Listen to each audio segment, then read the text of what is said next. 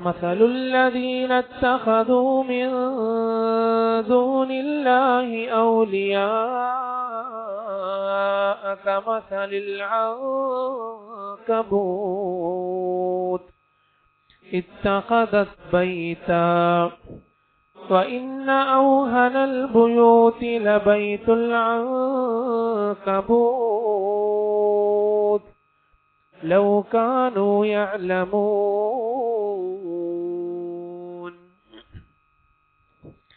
فقد قال النبي صلى الله عليه وسلم: من خرج من بيته متطهرا إلى صلاة مكتوبة فأجره كأجر الحاج،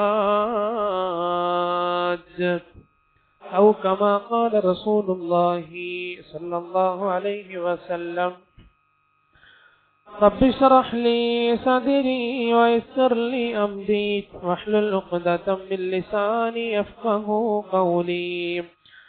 رب اشرح لي صدري ويسر لي أمري واحلل عقدة من لساني يفقهوا قولي.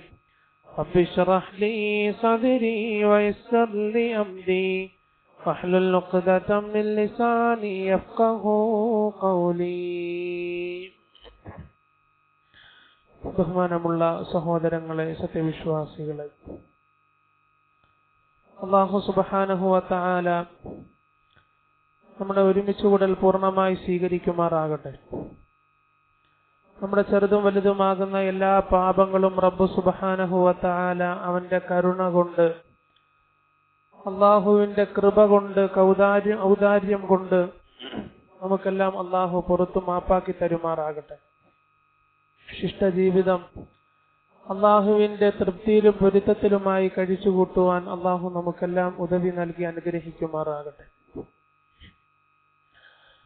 പരിശുദ്ധമായ ഖുർആനിലെ വളരെ പ്രധാനപ്പെട്ട ഒരു അധ്യായമാണ് സൂറത്തു ആലി ഇമ്രാൻ. ശുദ്ധ ഖുർആനിലെ 3-ാമത്തെ അധ്യായമാണ്.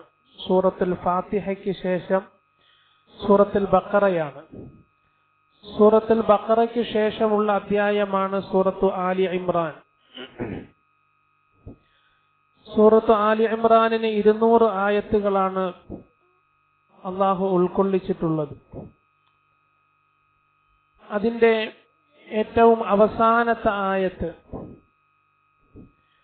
യാ അയ്യുഹല്ലദീന ആമനു സ്ബിറൂ വസാബിറൂ വറാബിതു വത്തഖുല്ലാഹ ലഅല്ലകും തുഫ്ലിഹൂൻ. അല്ലയോ വിശ്വാസികളെ, ഇസ്ബിറൂ നിങ്ങൾ ക്ഷമിക്കണം, വസാബിറൂ നിങ്ങൾ ക്ഷമയിൽ മികവ് പുലർത്തണം, വറാബിതു നിങ്ങൾ പ്രതിരോധ സന്നദ്ധരായിത്തീരണം. വളരെ പ്രധാനപ്പെട്ട ചില കാര്യങ്ങളാണ് ഈ ആയത്തിൽ അല്ലാഹു പ്രതിപാദിക്കുന്നത്. ഇസ്ബിറൂ നിങ്ങൾ ക്ഷമിക്കണം. പാപങ്ങളിൽ അകന്നു നിൽക്കണമെങ്കിൽ ക്ഷമ അനിവാര്യമാണ്. സൽക്കർമ്മങ്ങൾ ചെയ്യണമെന്നുണ്ടെങ്കിലും ക്ഷമ അനിവാര്യമാണ്.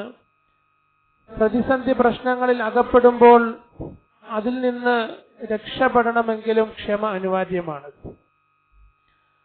അതിനുശേഷം അല്ലാഹു പറയുന്നത് വസ്വാബിറു നിങ്ങൾ ക്ഷമയിൽ മികവ് പുലർത്തണം, കൂടുതലായിട്ട് ക്ഷമിക്കണം. മൂന്നാമത് അല്ലാഹു പറയുന്ന ഒരു പ്രധാനപ്പെട്ട വാചകം വറാബിതു നിങ്ങൾ പ്രതിരോധ സന്നദ്ധരായി തീരണം. ഇതിന്റെ ഡയറക്റ്റ് അർത്ഥം പറഞ്ഞാൽ യുദ്ധഭൂമിയിൽ ശത്രുക്കൾക്കെതിരിൽ, വിശുദ്ധ ഇസ്ലാമിന്റെ ശത്രുക്കൾക്കെതിരിൽ പ്രതിരോധ വലയം തീർക്കണം എന്നാണ് അർത്ഥം. അവർക്കെതിരെ പ്രതിരോധ വലയം തീർക്കണം, ഇതാണ് ഇതിന്റെ ഡയറക്റ്റ് അർത്ഥം. എന്നാൽ ആദരവായ റസൂലുള്ളാഹി സ്വല്ലല്ലാഹു അലൈഹി വസല്ലമ തങ്ങൾ ഈ റാബിത്തത്ത് എന്ന വാചകത്തിന് മറ്റൊരർത്ഥം നൽകിയിട്ടുണ്ട്. ഒരിക്കൽ ആദരവായ റസൂലുള്ളാഹി സ്വല്ലല്ലാഹു അലൈഹി വസല്ലമ തങ്ങളും സഹാബത്തും ഇങ്ങനെ ഇരിക്കുകയാണ്. റസൂലുള്ളാഹി സ്വല്ലല്ലാഹു അലൈഹി വസല്ലം തങ്ങൾ സഹാബത്തിനോട് ചോദിച്ചു, അലാ അദുല്ലുക്കും അലാ മാ യംഹുല്ലാഹു ബിഹിൽ ഖതായ വയർഫഉ ബിഹി ദറജാത്ത്. നിങ്ങളുടെ ദറജകൾ ഉയർത്തപ്പെടുന്ന, നിങ്ങളുടെ പാപങ്ങളെല്ലാം പുറത്തു കിട്ടാൻ കാരണമാകുന്ന ഒരു സൽക്കർമ്മം ഞാൻ നിങ്ങൾക്ക് അറിയിച്ചു തരട്ടെയോ എന്ന് റസൂലുള്ളാഹി സ്വല്ലല്ലാഹു അലൈഹി വസല്ലം തങ്ങൾ സഹാബത്തിനോട് ചോദിച്ചു. എത്ര വലിയ പാപങ്ങൾ ഉണ്ടെങ്കിലും പുറത്തു കിട്ടും, നിങ്ങളുടെ ദറജകൾ ഉയരും. അപ്പൊ അത്തരത്തിലുള്ളൊരു സൽക്കർമ്മം ഞാൻ നിങ്ങൾക്ക് അറിയിച്ചു തരട്ടെയോ എന്ന് ചോദിച്ചു. സഹാബത്ത് പറഞ്ഞു, ഖാലു ബലാ യാ റസൂലല്ലാഹ്, അല്ലാഹുവിന്റെ റസൂലേ സല്ലല്ലാഹു അലൈഹി വസല്ലം അങ്ങ് അറിയിച്ചു തന്നാലും. റസൂലുള്ളാഹി സ്വല്ലല്ലാഹു അലൈഹി വസല്ലം തങ്ങൾ പറഞ്ഞു, നിങ്ങളുടെ പാപങ്ങൾ പുറത്തു കിട്ടാൻ കാരണമാകുന്ന, നിങ്ങളുടെ പദവികൾ ഉയർത്തപ്പെടാൻ കാരണമാകുന്ന ചില കർമ്മങ്ങൾ ഞാൻ പറഞ്ഞു തരികയാണ്. ഇസ്ബാഖുൽ വുദൂഇ അലൽ മകാരി വകസറത്തുൽ ഖതാ അലൽ ത്വരീഖ് വൻതിളാറുസ് സ്വലാത്തി ബഅദസ് സ്വലാത്ത്. അനുകൂല പ്രതികൂല സാഹചര്യങ്ങളിൽ നിങ്ങൾ വുദൂഇനെ നന്നാക്കണം. എന്താണ് പ്രതിരോധ സന്നദ്ധത എന്ന് റസൂലുള്ളാഹി സ്വല്ലല്ലാഹു അലൈഹി വസല്ലം തങ്ങൾ പഠിപ്പിക്കുകയാണ്, വിശുദ്ധ ഖുർആനിന്റെ ആയത്തിനെ മുൻനിർത്തി. അനുകൂല പ്രതികൂല സാഹചര്യങ്ങൾ, ശക്തമായ തണുപ്പ്, അതിശക്തമായ ചൂട്, എല്ലാ സാഹചര്യങ്ങളിലും വുദൂഇനെ നന്നാക്കണം. വകസറത്തുൽ ഖതാ അല ത്വരീഖ്, കഴിവിന്റെ പരമാവധി മസ്ജിദിലേക്ക് നടന്നു പോകണം. മസ്ജിദിലേക്ക് വാഹനത്തിൽ പോകുന്നതിനേക്കാൾ കൂടുതൽ ശ്രദ്ധ പതിപ്പിക്കേണ്ടുന്നത് പരമാവധി നടന്നു പോകാൻ പരിശ്രമിക്കണം. ചുവട്ടടി എന്നാണ് റസൂൽ ഉപയോഗിച്ച പദം. വകസറത്തുൽ ഖതാ അല ത്വരീഖ്, പള്ളിയിലേക്ക് നടന്നു പോകണം. കസറത്ത് അധികരിപ്പിക്കണം എന്നാണ്. വൻതിളാറുസ് സ്വലാത്തി ബഅദസ് സ്വലാത്ത്, ഒരു നമസ്കാരത്തിന് ശേഷം അടുത്ത നമസ്കാരത്തെ പ്രതീക്ഷിച്ചിരിക്കണം. ളുഹർ കഴിഞ്ഞാൽ അസറിനെ പ്രതീക്ഷിച്ചിരിക്കണം. കൂടുതലായിട്ട് പ്രതീക്ഷിക്കാൻ കഴിഞ്ഞില്ലെങ്കിൽ പോലും മസ്ജിദിലേക്ക് നേരത്തെ വരുന്ന ഒരു സ്വഭാവം ഉണ്ടായിത്തീരണം. എന്നിട്ട് 3 തവണ പ്രവാചകൻ പഠിപ്പിക്കുകയാണ്, ഫദാലിക്കുമുർ റിബാത്തു ഫദാലിക്കുമുർ റിബാത്തു ഫദാലിക്കുമുർ റിബാത്ത്. ഇതാണ് പ്രതിരോധ സന്നദ്ധത, ഇതാണ് പ്രതിരോധ സന്നദ്ധത, ഇതാണ് പ്രതിരോധ സന്നദ്ധത. 3 തവണ പ്രവാചകൻ പറഞ്ഞു നിർത്തുകയാണ്. ഇത് വളരെ പ്രധാനപ്പെട്ട ഒരു ഹദീസാണ്. നിങ്ങൾ ക്ഷമിക്കണം. സൂറത്ത് ആലി ഇമ്രാനിന്റെ 200-ാമത്തെ ആയത്താണിത്. നിങ്ങൾ ക്ഷമയിൽ മികവ് പുലർത്തണം, നിങ്ങൾ പ്രതിരോധ സന്നദ്ധരായി തീരണം. അതിന് വിശുദ്ധ ഖുർആൻ പറയുന്ന അർത്ഥം ശത്രുക്കൾക്കെതിരിൽ പ്രതിരോധ സന്നദ്ധ വലയം തീർക്കണം. എന്നാൽ പ്രവാചകൻ കൊടുക്കുന്ന മറ്റൊരർത്ഥം യഥാർത്ഥ പ്രതിരോധ സന്നദ്ധത എന്ന് പറഞ്ഞാൽ നല്ല രീതിയിൽ ഒതു എടുക്കല, കൃത്യമായിട്ട് പള്ളിയിൽ വന്ന് നമസ്കരിക്കല, പള്ളിയിലേക്കുള്ള ചുവട്ടടികൾ അധികരിപ്പിക്കലാണ്. ഔകമാ ഖാല റസൂലുള്ളാഹി സ്വല്ലല്ലാഹു അലൈഹി വസല്ലം. ഇവിടെ നാം ഒരു കാര്യം മനസ്സിലാക്കേണ്ടുന്നത്, ഏത് സൽക്കർമ്മങ്ങളായിരുന്നാലും അതിന് 2 മുഖമുണ്ട്. നമസ്കാരമായിരുന്നാലും, വിശുദ്ധ ഖുർആനിന്റെ പാരായണമായിരുന്നാലും, ഹജ്ജായിരുന്നാലും, സ്വതഖയായിരുന്നാലും അതിന് 2 മുഖങ്ങളുണ്ട്. ഒന്ന് സന്തോഷത്തിന്റെ മുഖം, 2 ദേഷ്യത്തിന്റെ മുഖം. റസൂല് പഠിപ്പിച്ചത് അനുകൂലം പ്രതികൂലം. നാളെ റബ്ബിന്റെ സമക്ഷത്തിലെത്തുമ്പോൾ നിങ്ങളുടെ കർമ്മങ്ങളെല്ലാം ഈ 2 രീതിയിലായിരിക്കും നിങ്ങളെ അഭിമുഖീകരിക്കുന്നത്. ഒന്നുകിൽ അനുകൂലമായിട്ട്, അതല്ലെങ്കിൽ പ്രതികൂലമായിട്ട്. ഔ കമാ ഖാല റസൂലുള്ളാഹി സ്വല്ലല്ലാഹു അലൈഹി വസല്ലം. ഏത് സൽക്കർമ്മം നോക്കിയാലും, നമസ്കാരം നോക്കിയാലും, റസൂലുള്ളാഹി സ്വല്ലല്ലാഹു അലൈഹി വസല്ലം നമസ്കാരത്തെ കുറിച്ചാണ് പറഞ്ഞത്. മറ്റൊരു ഹദീസിൽ പ്രവാചകൻ പഠിപ്പിക്കുന്നുണ്ട്, മൻ ഖറജ മിൻ ബൈതിഹി മുതതഹിറൻ, ശുദ്ധി കൈവരിച്ച് വീട്ടിൽ നിന്ന് മസ്ജിദിലേക്ക് പുറപ്പെടുന്ന ഒരാൾ. എന്തിനാണ് പുറപ്പെടുന്നത്? ഇലാ സ്വലാത്തിൻ മക്തൂബത്തിൻ, 5 നേരത്തെ നമസ്കാരം ഇമാം ജമാഅത്തോടുകൂടി നിർവഹിക്കുന്നതിന് വേണ്ടി ശുദ്ധി കൈവരിച്ച് വീട്ടിൽ നിന്ന് പുറപ്പെടുന്ന ആൾ. ഫഅജ്റുഹു കഅജ്രിൽ ഹാജ്, അദ്ദേഹത്തിന്റെ പ്രതിഫലം എന്തെന്നറിയാമോ? ഒരു ഹജ്ജ് ചെയ്തവന്റെ കൂലിയാണെന്ന് റസൂലുള്ളാഹി സ്വല്ലല്ലാഹു അലൈഹി വസല്ലം. ഇത് സൽക്കർമ്മത്തിന്റെ ഒരു മുഖമാണ്. അനുകൂലമായിട്ട് സൽക്കർമ്മങ്ങൾ അള്ളാഹുവിന്റെ സമക്ഷത്തിൽ നമുക്കെതിരെ വാദിക്കും. എന്നാൽ പ്രതികൂലമായിട്ട് വാദിക്കുന്ന ഒരു സാഹചര്യമുണ്ട്. ആ പ്രതികൂലമായിട്ട് സൽക്കർമ്മങ്ങൾ വാദിച്ചാൽ അള്ളാഹുവിന്റെ ശിക്ഷ നമ്മെ പിടികൂടും. ആ ശിക്ഷയിൽ നിന്ന് പ്രതിരോധ വലയം തീർക്കലാണ് റസൂൽ ഇവിടെ ഉദ്ദേശിക്കുന്നത്. ശരിയായ രീതിയിൽ മനസ്സിലാക്കണം. സൽക്കർമ്മങ്ങൾക്ക് രണ്ട് മുഖമുണ്ട്. ഒന്നുകിൽ അനുകൂലമായിട്ട് അതല്ലെങ്കിൽ പ്രതികൂലമായിട്ട്. സൽക്കർമ്മങ്ങളെങ്ങാനും അള്ളാഹുവിന്റെ സമക്ഷത്തിൽ എത്തുമ്പോൾ നമുക്ക് എതിരെ വാദിച്ചാൽ പിന്നെ നമ്മൾ പെട്ടു, നമുക്ക് രക്ഷയില്ല. അള്ളാഹുവിന്റെ ശിക്ഷ നമ്മെ പിടികൂടും. അള്ളാഹു കാത്ത് രക്ഷിക്കുമാറാകട്ടെ. അങ്ങനെ ശിക്ഷ പിടികൂടുന്നതിൽ നിന്ന് പ്രതിരോധ വലയം തീർക്കണം. അതാ റസൂലിലൂടെ പഠിപ്പിക്കുന്നത്. സൗസ്ലീഹി സഖർ വമാ അദ്റാക മാ സഖർ ലാ തുബ്ഖി വലാ തദർ ലാ തുബ്ഖി വലാ തദർ ലവാഹത്തുൽ ലിൽ ബശർ അലൈഹാ 19. കൃത്യമായിട്ട് നമസ്കാരത്തിൽ പങ്കുകൊള്ളാത്ത ആളുകളെ സഖർ എന്ന നരകത്തിൽ പ്രവേശിപ്പിക്കും. സഖർ എന്ന നരകത്തിന്റെ പ്രത്യേകത എന്തെന്നറിയുമോ? ലാ തുബ്ഖി വലാ തദർ. നിങ്ങളുടെ ഒരു മാംസവും അത് വിടൂല, നിങ്ങളുടെ ഒരു തൊലിയും അത് വിടൂല, എല്ലുകളും വിടൂല, കരിച്ച് ഭസ്മമാക്കി കളയുമെന്ന് വിശുദ്ധ ഖുർആൻ. ലാ തുബ്ഖി വലാ തദർ. ഒന്നിനെയും അത് വെറുതെ വിടൂല, അവശേഷിപ്പിക്കുകയില്ല. എല്ലാ മാംസങ്ങളും കരിച്ച് കളയുന്ന സഖർ എന്ന മഹാനരകത്തിൽ നിങ്ങളെ പ്രവേശിപ്പിക്കുന്നതാണ്. ഇത് കാഫിരീങ്ങളെ കുറിച്ച് പറയുന്ന ആയത്താ. മഹാന്മാര് പറയുന്നത് കാഫിറിന് 3 അർത്ഥം ഉണ്ടെന്നാ. ഒന്ന് സത്യത്തെ നിഷേധിക്കുന്ന ആളുകൾ, സത്യത്തെ നിഷേധിക്കുന്ന ആളുകൾ. രണ്ടാമത് അള്ളാഹുവിന്റെ അനുഗ്രഹത്തെ ശരിയായ രീതിയിൽ നന്ദി രേഖപ്പെടുത്തിയില്ലെങ്കിൽ നമ്മളും കാഫിറായി തീരും. അള്ളാഹു കാത്ത് രക്ഷിക്കുമാറാകട്ടെ. അള്ളാഹുവിന്റെ അനുഗ്രഹങ്ങൾക്ക് കാഫിർ എന്നതിനർത്ഥം നിഷേധി എന്ന. അള്ളാഹുവിന്റെ അനുഗ്രഹങ്ങൾക്ക് കൃത്യമായി നന്ദി രേഖപ്പെടുത്തിയില്ലെങ്കിൽ നമ്മളും കാഫിറായി തീരും. മൂന്നാമത് നന്ദി രേഖപ്പെടുത്തുന്നുണ്ട്, പക്ഷെ ശരിയായ രീതിയിൽ നന്ദി രേഖപ്പെടുത്തുന്നില്ല, അപ്പോഴും കാഫിറായി തീരും. കാഫിറിന് 3 അർത്ഥങ്ങളാണ് പണ്ഡിതന്മാർ പഠിപ്പിക്കുന്നത്. അപ്പൊ സഖർ എന്ന നരകത്തിൽ പ്രവേശിപ്പിക്കും. ലവാഹത്തുൽ ലിൽ ബശർ. തൊലികളെ എല്ലാം കരിച്ചു മാറ്റിക്കളയുന്ന സഖർ എന്ന നരകത്തിൽ പ്രവേശിപ്പിക്കും. അലൈഹാ 19. ഈ സഖർ എന്ന നരകത്തിന്റെ ഉത്തരവാദിത്തം 19 മലക്കുകൾക്കാണെന്ന് വിശുദ്ധ ഖുർആൻ. 19 മലക്കുകൾ. പരുഷ സ്വഭാവികളായിട്ടുള്ള കഠിന ശൈലികൾ സ്വീകരിക്കുന്ന 19 മലക്കുകളായിരിക്കും ഈ സഖർ എന്ന നരകത്തിന്റെ ഉത്തരവാദിത്തം അള്ളാഹു ഏൽപ്പിച്ചിട്ടുള്ളതെന്ന് വിശുദ്ധ ഖുർആൻ പഠിപ്പിക്കുക. അപ്പൊ കൃത്യമായിട്ട് നമ്മൾ നമസ്കരിച്ചില്ലെങ്കിൽ ഈ ശിക്ഷയ്ക്ക് നമ്മൾ അർഹരായി തീരും. അപ്പൊ കൃത്യമായിട്ട് നമസ്കരിക്കുന്നതിലൂടെ ഈ ശിക്ഷയിൽ നിന്ന് പ്രതിരോധ വലയം തീർക്കുന്നു എന്ന് റസൂലുള്ളാഹി സ്വല്ലല്ലാഹു അലൈഹി വസല്ലം. അപ്പൊ നിസ്കരിക്കുമ്പോൾ കൃത്യമായിട്ട് നിസ്കരിക്കാൻ സാധിക്കണം. നേരത്തെ പള്ളിയിൽ വരാൻ സാധിക്കണം. പള്ളിയിലേക്കുള്ള ചുവട്ടടികൾ അധികരിപ്പിക്കാൻ സാധിക്കണം. സമയമാകുമ്പോ കടയ്ക്ക് ഷട്ടർ ഇടാതെ നേരത്തെ പള്ളിയിൽ വന്നിട്ട് നമസ്കാരത്തെ പ്രതീക്ഷിക്കുന്ന ഒരു സാഹചര്യം ഉണ്ടാവണം.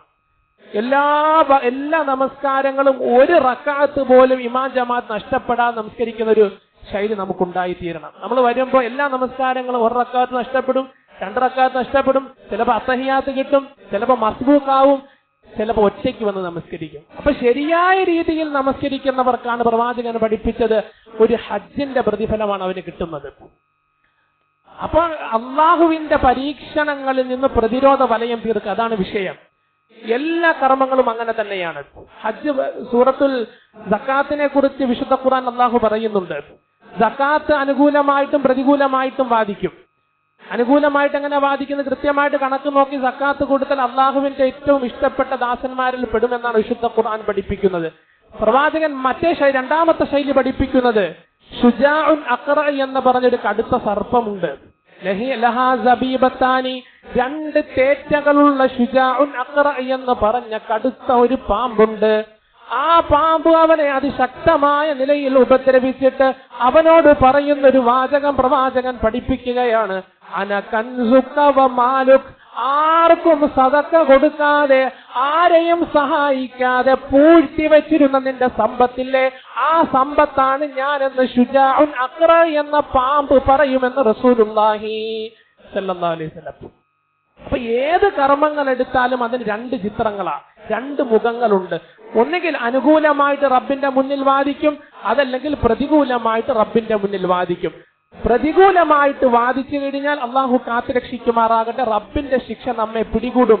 ആ ശിക്ഷയിൽ നിന്ന് പ്രതിരോധ വലയം തീർക്കുന്നതിനെ സംബന്ധിച്ചാണ് റസൂലുള്ളാഹി സ്വല്ലല്ലാഹു അലൈഹി വസല്ലം തങ്ങൾ ഇവിടെ പഠിപ്പിക്കുന്നത്. കുടുംബബന്ധം ഇല്ലേ? എന്താ പ്രവാചകൻ പഠിപ്പിച്ചത്? أن يمد له في عمره ويوسع له في رزقه ويدفع له ميتة السوء. കുടുംബ ബന്ധം മുറിച്ച് കളയുന്നവർക്ക് മോശമായ മരണം കിട്ടുമെന്ന് റസൂലുള്ളാഹി സല്ലല്ലാഹു അലൈഹി വസല്ലം അല്ലാഹു കാത്ത് രക്ഷിക്കുമാറാകട്ടെ. കുടുംബ ബന്ധം ചേർക്കൽ അവന്റെ ആയുസ്സിൽ വർധനവ് കിട്ടുന്നതിന് കാരണമാണ്, അവന്റെ ഉപജീവനത്തിൽ വർധനവ് കിട്ടുന്നതിന് കാരണമാണ്. മോശമായ മരണത്തിൽ നിന്ന് അവരെ സംരക്ഷിക്കുമെന്ന് പ്രവാചകൻ പഠിപ്പിച്ച ഒരേ ഒരു കവചമാണ് കുടുംബ ബന്ധം ചേർക്കൽ. കുടുംബ ബന്ധം ചേർക്കൽ. അപ്പൊ കുടുംബ ബന്ധത്തിന് രണ്ട് മുഖമുണ്ട്. എന്താ കുടുംബ ബന്ധം ആഖിറത്തിൽ വന്ന് പറയുന്നത്? റസൂൽ പഠിപ്പിച്ചത് മൻ വസലനി വസലഹുല്ലാഹ് വമൻ ഖതഅനി ഖതഅഹുല്ലാഹ്. എന്നെ ആര് മുറിച്ചോ അവരുമായിട്ടുള്ള ബന്ധം റബ്ബും മുറിച്ചു. ഖതഅഹുല്ലാഹു നിസ്ബത്തഹു എന്ന പ്രവാചകൻ ഉപയോഗിച്ചത്. കുടുംബ ബന്ധത്തെ നശിപ്പിച്ചു കളഞ്ഞാൽ, പരസ്പരം മിണ്ടാതിരുന്നു കഴിഞ്ഞാൽ, അങ്ങോട്ടും ഇല്ല ഇങ്ങോട്ടും ഇല്ല, സലാമും ഇല്ല കലാമും ഇല്ല, ഒന്നുമില്ല, അങ്ങനെയുള്ളവരുമായിട്ട് റബ്ബ് ബന്ധം മുറിച്ചു എന്ന് റസൂലുള്ളാഹി സ്വല്ലല്ലാഹു അലൈഹി വസല്ലം അല്ലാഹു കാത്ത് രക്ഷിക്കുമാറാകട്ടെ. അപ്പൊ ബന്ധങ്ങൾ ചേർക്കാൻ നമുക്ക് സാധിക്കണം. അപ്പൊ ഇതുപോലെ എല്ലാ കർമ്മങ്ങൾ പരിശോധിച്ചു കഴിഞ്ഞാൽ സമ്പത്ത് അനുകൂലമായിട്ടും പ്രതികൂലമായിട്ടും ബാധിക്കും. നേരായ രീതിയിൽ ചെലവഴിച്ചാൽ അനുകൂലമായിട്ട് ബാധിക്കും. നേരായ രീതിയിലല്ല ചെലവഴിക്കുന്നെങ്കിൽ പൂഴ്ത്തി വെച്ചിരിക്കുക, ആർക്കും കൊടുക്കൂല. ശുദ്ധ ഖുർആൻ ഒരു ആയത്ത് പറയുന്നുണ്ട്,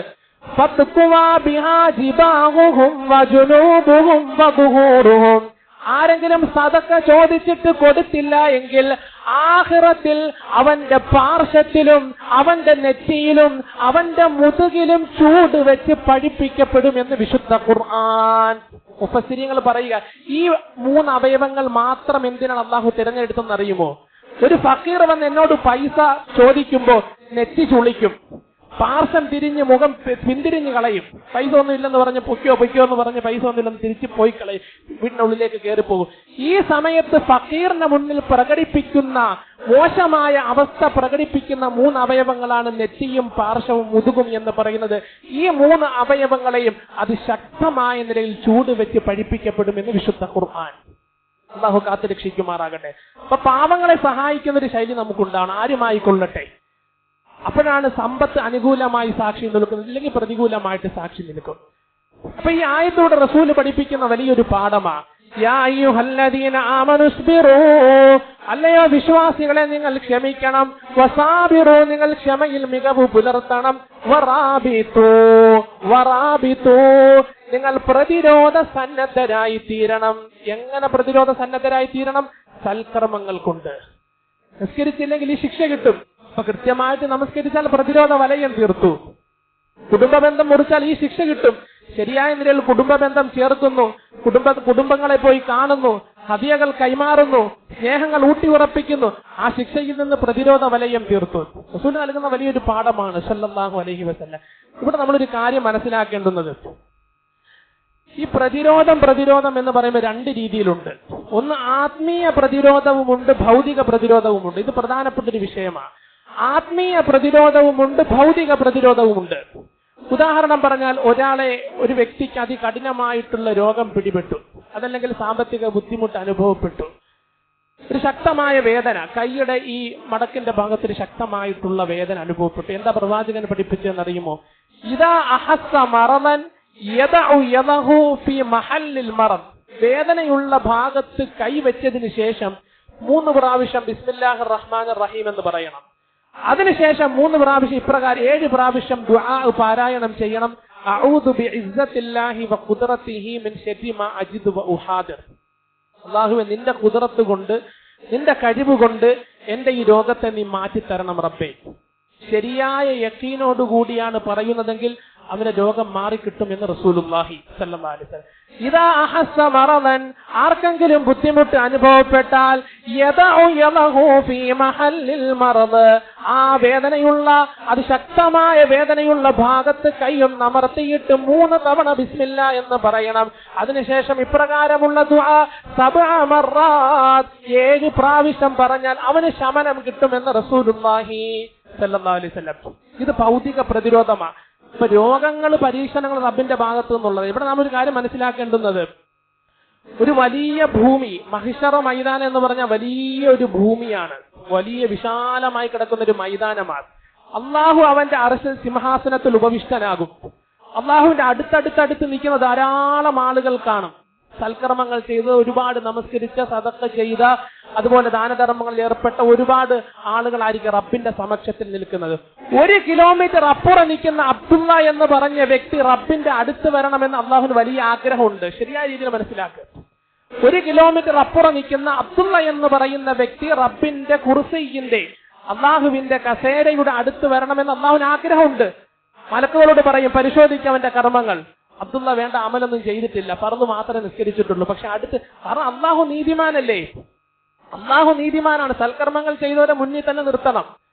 അപ്പൊ അബ്ദുള്ളയെ മുന്നോട്ട് കൊണ്ടുവരേണ്ട അദ്ദേഹം അർഹനല്ല, അതിനുള്ള സൽക്കർമ്മങ്ങൾ കക്ഷിയുടെ കയ്യിലില്ല. ഉടനെ അള്ളാഹു മലക്കുകളോട് പറയും, ഇനി ഇങ്ങനൊന്ന് പരിശോധിക്കണം, ദുനിയാവിൽ വെച്ച് അതിശക്തമായ പ്രയാസങ്ങൾ ഞാൻ അദ്ദേഹത്തിന് കൊടുത്തിരുന്നില്ലേ, അതിശക്തമായ പ്രയാസങ്ങൾ, രോഗങ്ങൾ, കടങ്ങൾ, ബുദ്ധിമുട്ടുകൾ ഞാൻ കൊടുത്തിരുന്നില്ലേ, ഈ സാഹചര്യത്തിൽ ഏത് നിലപാടാണ് അബ്ദുള്ള സ്വീകരിച്ചത് എന്ന് അന്വേഷിക്കാൻ റബ്ബ് മലക്കുകളോട് പറയുമ്പോ മലക്കുകൾ പറയും, അല്ലാഹുവേ, ആ പരീക്ഷണങ്ങളിലെല്ലാം പരമാവധി ക്ഷമ കൈവരിച്ച വ്യക്തിയാണ് അബ്ദുള്ള. 1 കിലോമീറ്റർ നിൽക്കുന്ന അബ്ദുള്ളയെ അള്ളാഹു പൊക്കിയെടുത്ത് മുന്നിൽ കൊണ്ടുവരും എന്ന് പ്രവാചകന്റെ ഹദീസിലൂടെ നമുക്ക് മനസ്സിലാക്കാം.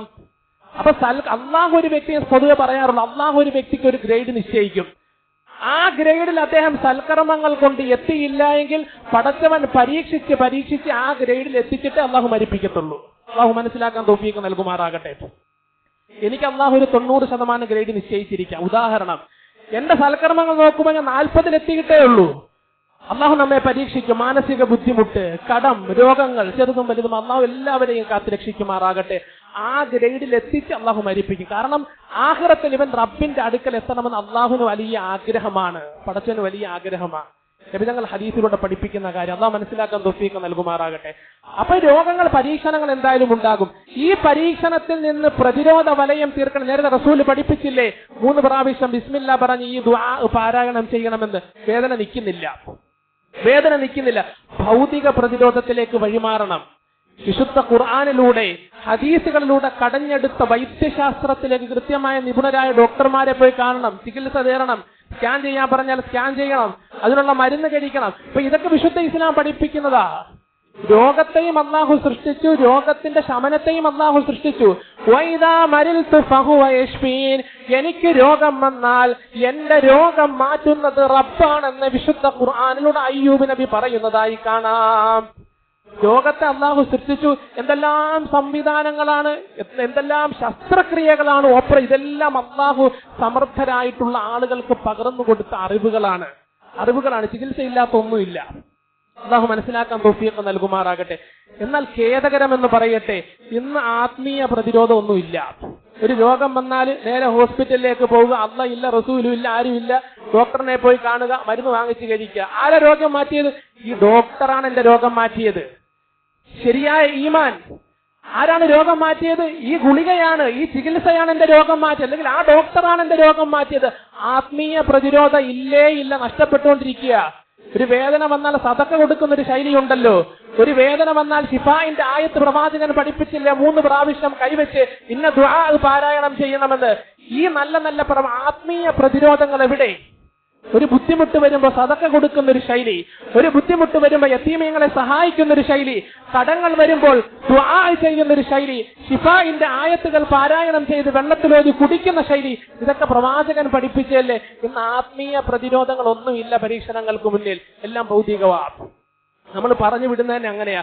ഇന്ന ഹോസ്പിറ്റലിൽ ഒരു ഡോക്ടറുണ്ട്, വളരെ മിടുക്കനായ ഡോക്ടർ, അവിടെ പോയാൽ നിന്റെ രോഗം മാറും, അല്ലെങ്കിൽ ഇന്ന ഗുളിക കഴിച്ചാൽ മതി, ഒരാഴ്ച കഴിഞ്ഞാൽ നിന്റെ രോഗം മാറും. അപ്പൊ നമ്മൾ പൂർണ്ണമായിട്ട് ചികിത്സയിലേക്ക്, ഡോക്ടർമാരിലേക്ക് ആസ്വദിക്കുന്ന നമ്മുടെ ഈമാനിന് ഭംഗം വരുന്ന, കോട്ടം വരുന്ന ഒരു സാഹചര്യമാണ്. നാം മനസ്സിലാക്കാൻ തൗഫീഖ് നൽകുമാറാകട്ടെ. ഡോക്ടർമാർ റബ്ബിന്റെ സൃഷ്ടികളാണ്. അവർക്ക് കഴിവ് കൊടുത്തതും ആ മരുന്നിൽ, ടാബ്ലറ്റുകളിൽ അല്ലാഹുവാണ് ശിഫാവ് കൊടുത്തിട്ടുള്ളത്. ഇതെല്ലാം സബബുകളാണ്. ദുനിയാവിൽ ചികിത്സയ്ക്ക് വേണ്ടി അല്ലാഹു സജ്ജീകരിച്ചിട്ടുള്ള സജ്ജീകരണങ്ങളാണ്. അല്ലാഹു മനസ്സിലാക്കാൻ തൗഫീഖ് നൽകുമാറാകട്ടെ. അപ്പൊ പൂർണ്ണമായിട്ട് ഭൗതിക പ്രതിരോധത്തിലേക്ക് വഴിമാറുകയാണ് നമ്മൾ. വിശുദ്ധ ഖുർആൻ ഒരു അധ്യായമുണ്ട് സൂറത്തുൽ അൻകബൂത്ത്, എട്ടുകാലി എന്ന അർത്ഥം. എട്ടുകാലി എന്ന അർത്ഥം വരുന്ന 24-ാമത്തെ സൂറത്താണ്. ഈ സൂറത്തിൽ അല്ലാഹു സുബ്ഹാനഹു വ തആല ഒരു കാര്യം പറയുന്നുണ്ട്. മസലുൽ ലദീന തഖദൂ മിൻ ദൂനില്ലാഹ് കമസലിൽ അൻകബൂത്ത് اتخذت بيتا وإن أوهن البيوت لبيت العنكبوت لو كانوا يعلمون. അള്ളാഹുവിനെ കൂടാതെ വെറും രോഗങ്ങൾ മാറ്റിത്തരുന്നത് ഡോക്ടർമാര് മാത്രമാണെന്ന് നീ വിശ്വസിക്കുന്നുണ്ടെങ്കിൽ, ചികിത്സകൾ മാത്രമാണ് നിനക്ക് ശമനം നൽകുന്നത് എന്ന് നീ വിശ്വസിക്കുന്നുണ്ടെങ്കിൽ, നീ എട്ടുകാലിയെ പോലെയാണെന്ന് വിശുദ്ധ ഖുർആൻ. കമസലിൽ അൻകബൂത്ത്, എട്ടുകാലിയെ പോലെയാണ് അള്ളാഹു ഉപമിക്കുന്ന എട്ടുകാലി. ഇത്തഖദത് ബൈത, ആ എട്ടുകാലി ഒരു വീട് നിർമ്മിച്ചു.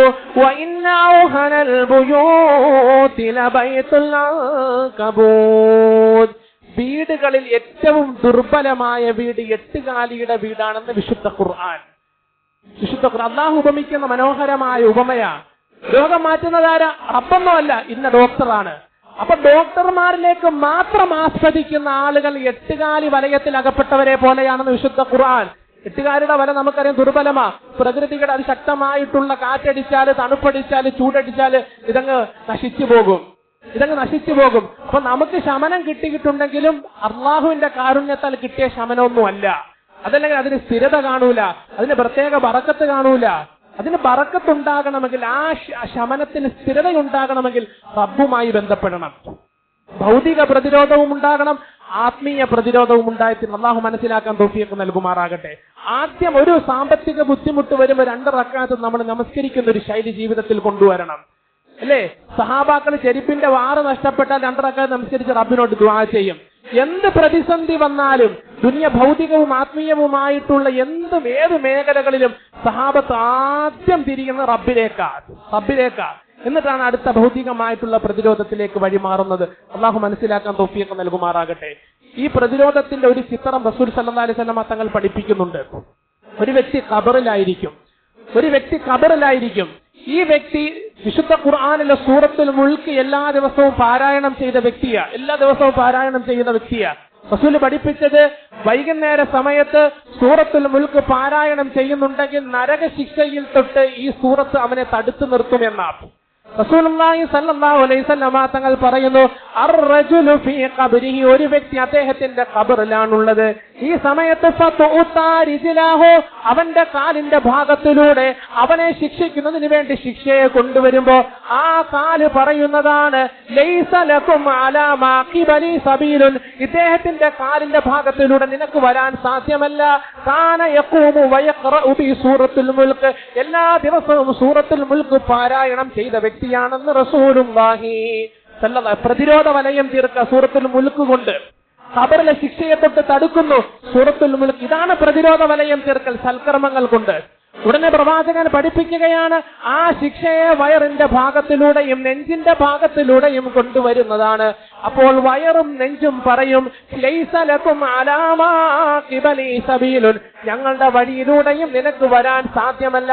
കാരണം നിത്യമായിട്ട് സൂറത്തുൽ മുൽക്ക് ഓതിയ വ്യക്തിയാണ് ഇദ്ദേഹം. വീണ്ടും തലയുടെ ഭാഗത്തിലൂടെ ശിക്ഷയെ കൊണ്ടുവരുമ്പോൾ തലയും പറയും, ലൈസ ലകും അലാ മാഖിബലി സബീലുൻ, തലയുടെ ഭാഗത്തിലൂടെയും നിനക്ക് വരാൻ സാധ്യമല്ല. ഇദ്ദേഹം എല്ലാ ദിവസവും സൂറത്തുൽ മുൽക്ക് പാരായണം ചെയ്ത വ്യക്തിയാണ്. പ്രവാചകൻ അവസാനമായി പഠിപ്പിക്കുന്നു, വഹിയൽ മാനിഅതു തംനഉ മിൻ അദാബിൽ ഖബർ, നരക ശിക്ഷയെ തൊട്ടും പ്രതിരോധം തീർക്കുന്ന ഒരു സൂറത്താണ് സൂറത്തുൽ മുൽക്ക്. അല്ലാഹു അമൽ ചെയ്യാൻ തൗഫീഖ് നൽകുമാറാകട്ടെ. അപ്പൊ എല്ലാ കർമ്മങ്ങളും ഇതുപോലെ, നമസ്കാരമായിരുന്നാലും സക്കാത്തായിരുന്നാലും നോമ്പായിരുന്നാലും സദഖയായിരുന്നാലും ഹജ്ജായിരുന്നാലും സൂറത്തുൽ മുൽക്ക് പാരായണം ചെയ്യുന്ന ആരായിരുന്നു? മറ്റുള്ളവന്റെ മുഖത്ത് നോക്കി പുഞ്ചിരിക്കുന്നതായിരുന്നാൽ പോലും, അസ്സലാമു അലൈക്കും സലാം പറയുന്നതായിരുന്നാൽ പോലും അത് ആഖിറത്തിൽ ശിക്ഷയെ തൊട്ട് തടുക്കുന്ന സംരക്ഷണ കവചമാണെന്ന് റസൂലുള്ളാഹി സ്വല്ലല്ലാഹു അലൈഹി വസല്ലം. അല്ലാഹു മനസ്സിലാക്കാൻ തൗഫീഖ് നൽകുമാറാകട്ടെ. മക്കളെ ഖുർആൻ പഠിപ്പിക്കാറില്ലേ? എന്താ പ്രവാചകൻ പഠിപ്പിച്ചത്? മക്കളെ ഖുർആൻ പഠിപ്പിക്കും.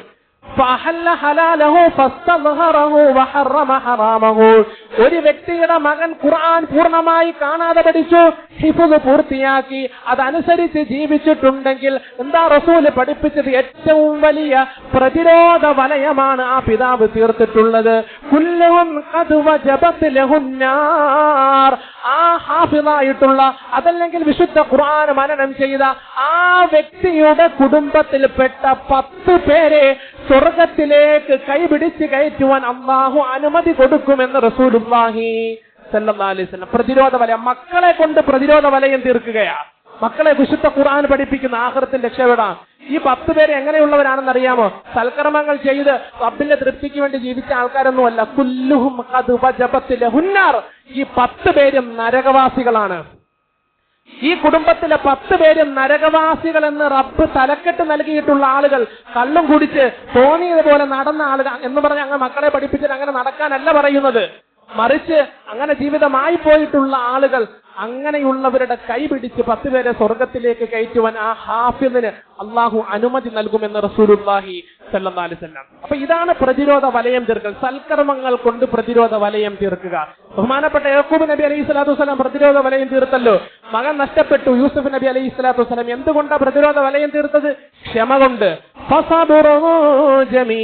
ഖുർആൻ പറയുന്ന സുന്ദരമായ ക്ഷമ കൈവരിച്ച ഒരു പ്രവാചകനാണ് ബഹുമാനപ്പെട്ട യാക്കൂബ് നബി അലൈഹി സ്വലാത്തു വസ്സലാം. അല്ലാഹു സന്തോഷിപ്പിച്ചില്ലേ?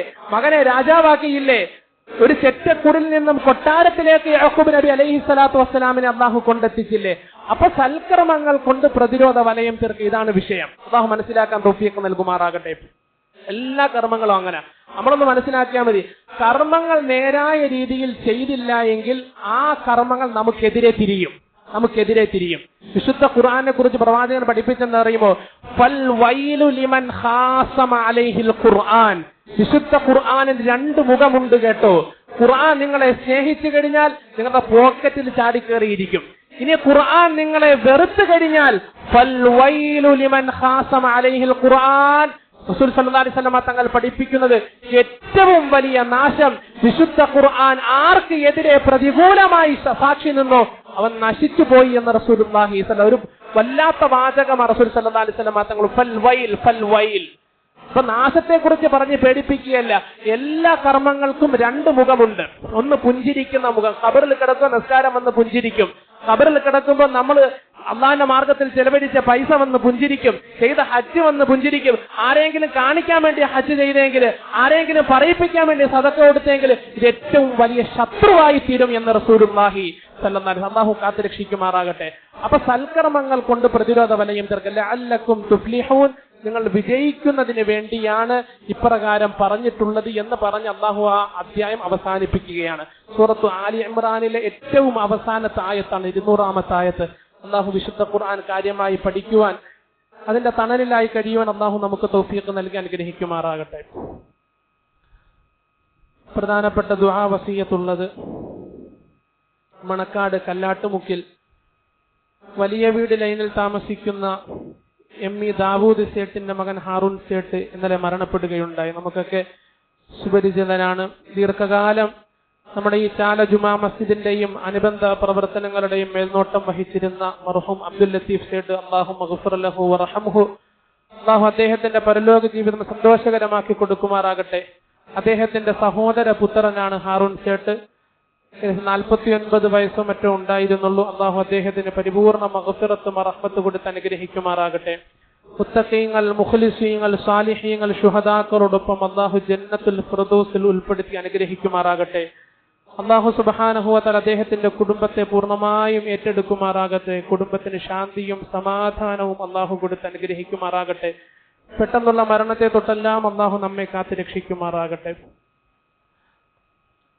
അതുപോലെ തന്നെ മറ്റ് പ്രധാനപ്പെട്ട, കഴിഞ്ഞ ആഴ്ച നമ്മൾ പറഞ്ഞിരുന്നു മർഹൂം ഷാജി സാഹിബിന്റെ കാര്യം. അൽഹംദുലില്ലാഹ് ധാരാളം ആളുകൾ സഹായിക്കുന്നുണ്ട്. പ്രത്യേകിച്ച് സദഖയുടെ ഫളായിൽ നിങ്ങളോട് പറയേണ്ട ആവശ്യമില്ല. പല ജുമാകൾക്കും നമ്മൾ പറഞ്ഞതാണ്.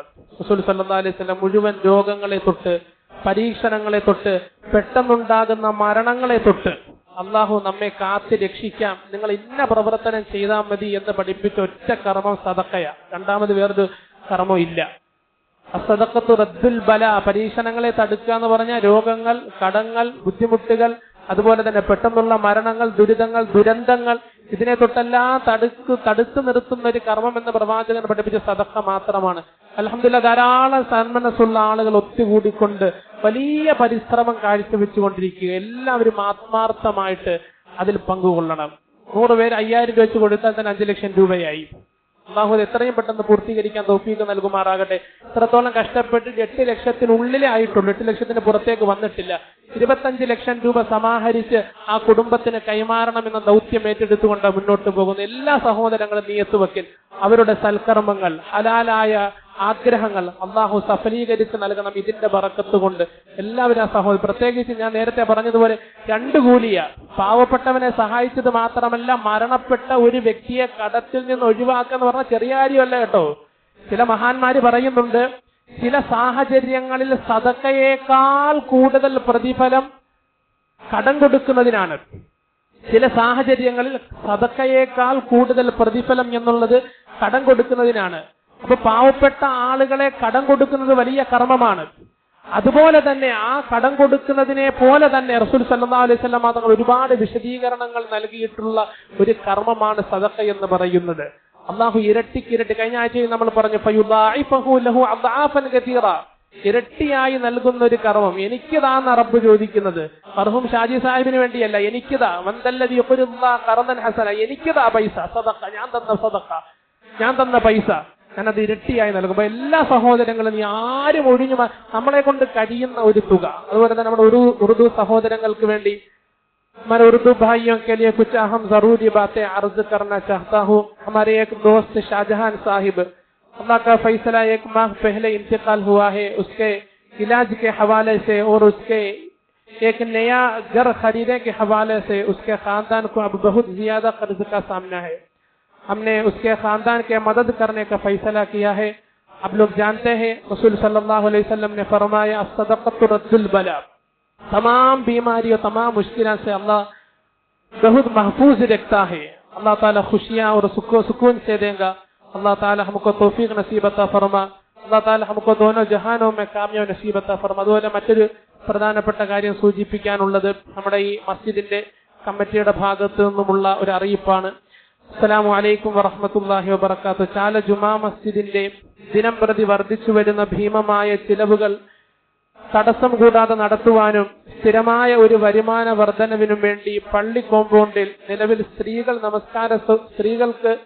നമസ്കാര സൗകര്യം ഒരുക്കിയിട്ടുള്ള കെട്ടിടത്തിന്റെ മുകൾ നിലയിലെ വിശാലമായ ഹാള്, നിലവിൽ സ്ത്രീകൾ നമസ്കരിക്കുന്ന ഹാളുണ്ടല്ലോ, അതിന്റെ മുകൾ വശം, അവിടെ മാസ വാടകയ്ക്ക് താമസിക്കുവാൻ 12 ബെഡുകളുള്ള ഒരു ഡോർമിറ്ററി സൗകര്യം ഒരുക്കിയിട്ടുണ്ട്. അതിന്റെ മുകൾ നിലയിൽ താമസക്കാർക്ക് ആവശ്യമായ ബാത്റൂം സൗകര്യങ്ങളും ഒരുക്കിയിട്ടുണ്ട്. അൽഹംദുലില്ലാഹ്.